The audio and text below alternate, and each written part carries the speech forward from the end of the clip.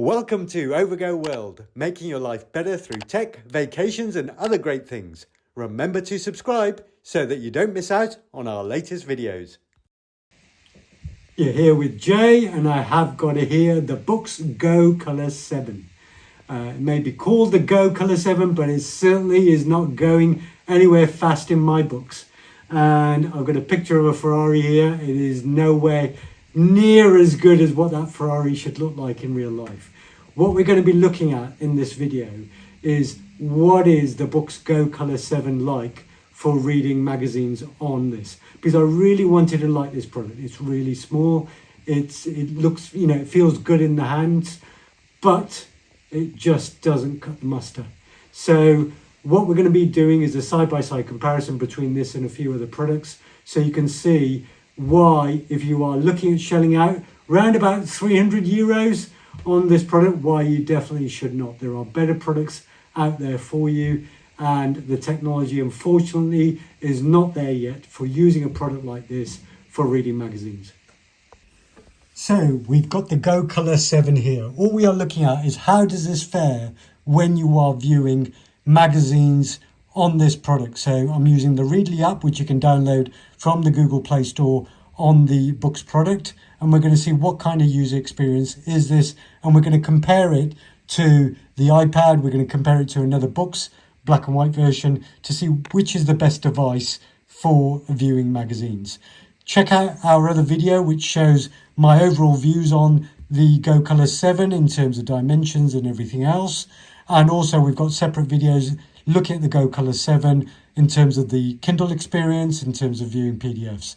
But just getting back to this and looking at the magazine experience, I've opened up a car magazine article on here. I'm just going to scroll on here and you can see what happens. So here you've got the car, doesn't look too bad there, but when you scroll and you're turning pages, you can see what's happening there. And it is, you're getting that sort of ghosting, you're getting that flashing, you're not really going to enjoy that type of experience.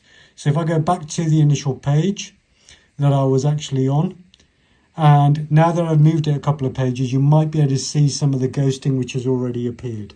If I scroll down from the top, the e-ink center, this is set on Regal. So this is meant to be the best mode in terms of minimal ghosting, and you're going to get slight flickering on dark backgrounds. If I put it through on speed mode, so we go back in here and I'm going through, so it goes through a lot quicker. But if I go back again, you can see that there is considerable ghosting now available in there. I will try a different mode as well. So they recommend the A2 one, where you've got a combination of text and images. When I go here, it is smoother, but you can already see the tires there in the background in terms of the ghosting which appears there. So not a great experience at all. When I actually zoom in on this as well, and you're looking at the text, you can see all of the ghosting behind there as well. And remember, this is meant to be the best mode for viewing a combination of text and images. So the black isn't black, and the Ferrari there again is quite washed out in terms of the colors. So now I'm going to bring this with the iPad. Now this is different technology. You might say, you're comparing apples with oranges. Well, you have to remember you're looking for the best device for reading magazines on. And if you're looking to spend, 300 euros or so on this product, is it actually worth it? And what you'll see is my view is definitely not. This is in a different league in terms of pricing, but at the end of the day, you need to see what is usable. So looking at these two products again, this is the brand new iPad mini, which has been launched in 2024. If you do a side-by-side comparison of the colors, you can see how washed out the Kaleido 3 is, and that's just the nature of the technology. If I zoom in on this and go to the actual text, and remembering this is meant to be the sort of best mode for pictures and text, compare if I then do that on here, and you can really see the difference between a sort of grayed out background versus black. You can see the letter, the F there. You can see the F there in terms of the ghosting as well. Well, obviously with this type of technology, you're not going to have that type of experience. If I get these back to their sort of normal display, and I'm turning pages over, and I'm just turning these over like that.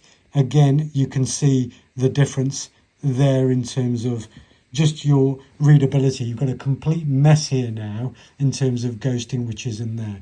If we go back again and we go to the first page and we click on article view, so this is something that's available in Readly, and then we're sort of scrolling down to see the article. Again, the ghosting is quite poor there, while again with the iPad, nice and smooth for magazine reading. So obviously, if it was me, I'd be rather preferring reading this on the iPad mini than reading this on this product. Now, if I close out of this, so I'm back in the full screen mode, what we're going to do is we're going to take another device now. So let's try to make it closer to apples and apples rather than apples and oranges. And let's bring in another BOOX product. This is a 13 inch black and white BOOX product. As you can see, this is pure black and white, and this is in color. I would rather have the black and white. Look at the text here. It is so much cleaner there because we've got a bigger screen. And if I do a page turn again on this, so I'm turning this, the experience compared to just turning here, it's a lot cleaner. If I go back to the first screen, I zoom in again on here, and if I refresh this, so I get rid of the ghosting, and I could hold down the volume button here, and that's updated it. Now watch what happens when that volume button goes. There is a slight sort of display there of where the volume button actually was. You may not be able to see it so clearly, but it is actually there.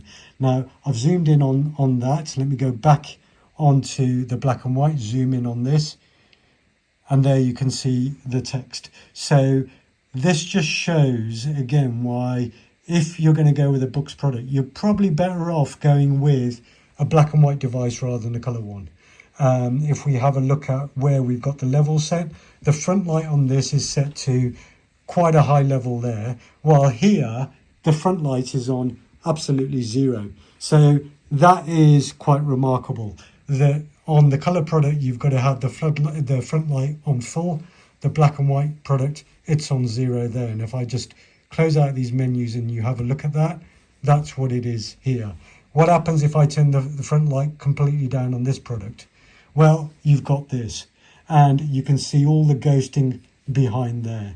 But actually, that is going to be a better reading experience than looking at it in colour. Now, the only reason that you can sort of see this at the moment is because I've got the backlight sort of room lighting in here. Otherwise, you wouldn't even be able to view that. So let's turn the front light up to maximum on this. That's what it looks like. Let's go on here and let's see what happens if we turn the front light on here to max. So there you go. With front light on max here, it is still more readable than having it maximum on here. So out of these two, I'd say even on the black and white test with another BOOX product, the black and white BOOX wins again. So let's zoom this back out. Let's zoom this back out. Let's click on article view on here. Let's click on article view on here. And again, if we scroll through these, you can just see it's a lot smoother on the black and white version than it is on this one. Let's have a look at what we've got this set on. So if I go into the e-ink, this is set on fast. So it's not even set on the high resolution mode. It's set on fast on here. If I set this one on the e-ink on speed and we click on that, let's see if that makes a difference. So when I'm scrolling through, it is slightly better, but you get the ghosting there. On here, you've got the ghosting, but it updates and it isn't as bad. It's much cleaner on this compared to the other product. You still do get some ghosting in the background, but that's something you need to be aware of. But the black here is definitely black, while here you've got a sort of greyish background. So out of these two, this product definitely wins. Let's have a look at the final sort of test. So if I move this, and I'm going to show you, this is one of my older iPad Pros. And on the iPad Pro, you've got the sort of full experience here. If you turn it through, this is like viewing a magazine now. And I would say it's a much nicer experience. You're not having to zoom around on anything. If I get this to the same page so you can see how this looks with a white background rather than black, there you can again see how, even though it's colour, I'm not getting the benefit of colour compared to what it should really look like. You know, I much rather prefer this. So my overall view is, if you want something good to view a magazine using the Readly app, you are better off with an iPad. Having an A4 sort of size is obviously easier, more closer to a magazine experience without zooming and messing around.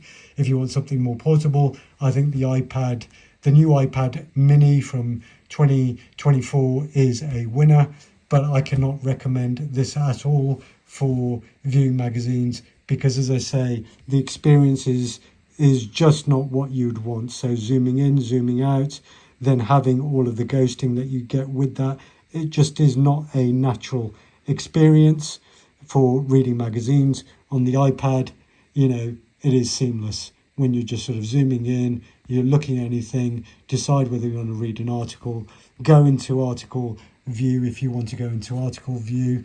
Let's click on that. So decided it didn't want to work on this side, but let's see if it works on this. So there we go, article view. Just looking through that, clicking on article view on this one. Again, going through, it just is nowhere near the same experience. So in terms of the best magazine experience, you're better off going with the iPad.